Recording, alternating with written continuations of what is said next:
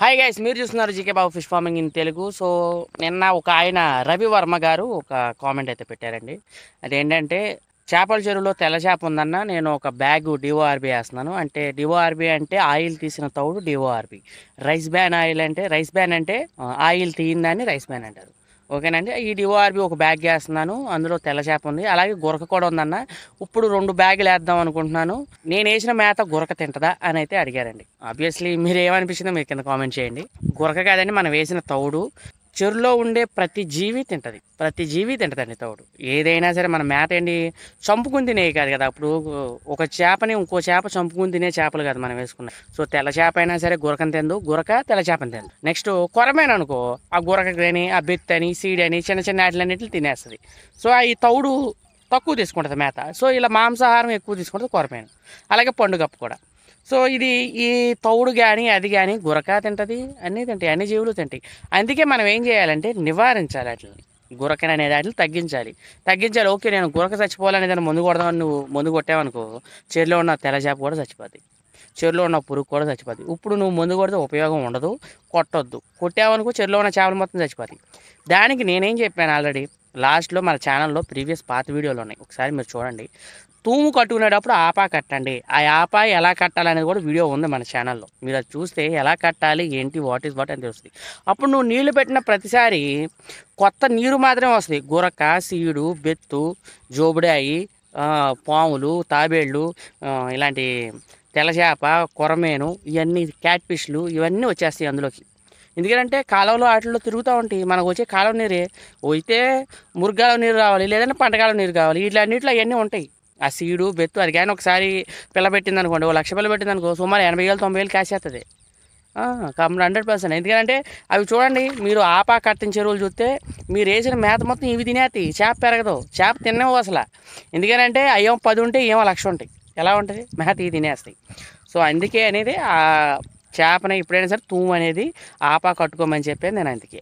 ఓకేనా అండి. సో మీరు వేసిన ఒక బ్యాగ్ వేసినా 2 బ్యాగులు వేసినా ఈ గురక తినేది, మిగిలిన ఉన్న జీవులు తింటాయి, జోబుడాయిలు తింటాయి, బెత్తులు తింటాయి, ఇవన్నీ ఉంటాయి మీ దాంట్లో. మీకు కాపాడవు అవన్నీ, చిన్న చిన్నగా ఉంటాయి.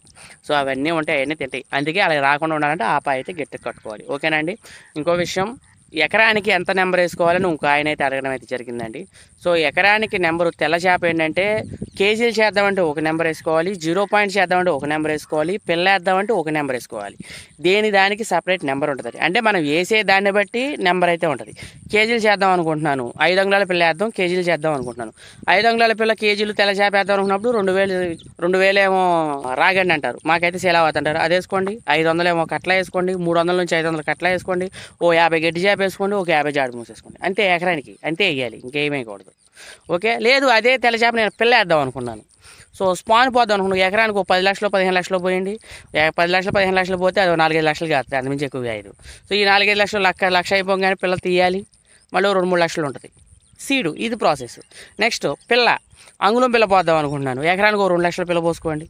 అంగుళం పిల్ల 2 లక్షల పిల్ల పోసుకోండి, 4 అంగుళాలు అయిన తర్వాత మార్చుకోండి. కొత్త పిల్లని కాస్త పాత పిల్ల చేసుకోండి. సో నేను కొత్త పిల్ల పోద్దాం అనుకుంటున్నా, 2 అంగుళాలు 3 అంగుళాలు కొత్త పిల్ల పోసి దాన్ని పాత పిల్ల చేసాం అనుకోండి, ఎకరానికి 2 లక్షలు పోసుకోండి.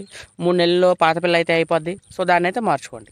సో నేను డైరెక్ట్ 0 పాయింట్ చేద్దాం అనుకుంటున్నానన్న, నాకు 1/2 కేజీలు అయితే సైజ్ అయితే సరిపోద్ది అని మీరైతే అడిగితే 0 పాయింట్ చేద్దాం అనుకుంటున్నారు అనుకోండి, ఎకరానికి 10,000 నెంబర్ వేసుకోండి. తెల్ల చేప 2,000 కట్లా వేసుకోండి, 8,000 సెలవత్ వేసుకోండి.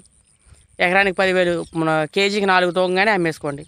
3-4 తూగుతాయి, అమ్మేయండి. అది 0 పాయింట్. ఇదే అండి ప్రాసెస్, ఇది నెంబర్ వేసుకునే పద్ధతి. సో మీరు ఏదో ఎకరానికి, ఒక ఆయన అయితే మన ఫోన్ చేసి ఎకరానికి 10,000 నెంబర్ వేసారంట, కట్ల పెరగలేదు అంటున్నాడు. ఏడుస్తాడండి. ఎందుకు పెరుగుతుంది? మనం సైజు రిక్వైర్మెంట్ నుంచి నేను ఎప్పటి నుంచో మోరు చెప్తా మొక్కుతున్నా. సో దాన్ని బట్టి మీరు ఫాలో అయితే కొత్త రైతులకండి. పాత వాళ్ళందరూ ముదురులు మేధావులు, వాళ్ళకి మనం చెప్పాల్సిన అవసరం లేదు. ఎందుకంటే వాళ్ళు ఎన్నో డక్కాముక్కీలు తిని, ఎన్నో తుఫానులు చూసి, ఇలాంటి ఎన్నెన్నో అధిగమించి వాళ్ళు కూర్చున్నారు అక్కడ. సో అలాంటి గైడెన్స్ అనేది మనకి ఇంపార్టెంట్. నేను కొత్త వాళ్ళ కోసం చెప్తున్నాను ఇవన్నీ. సో ఏమీ తెలియని వాళ్ళ కోసం, అలాగే చేపల చెరువులు ఇంట్రెస్ట్ ఉంది, దాని గురించి నేర్చుకోవాలి అని అనుకున్న వాళ్ళ కోసం నేనైతే చెప్పడం అయితే జరుగుతుంది.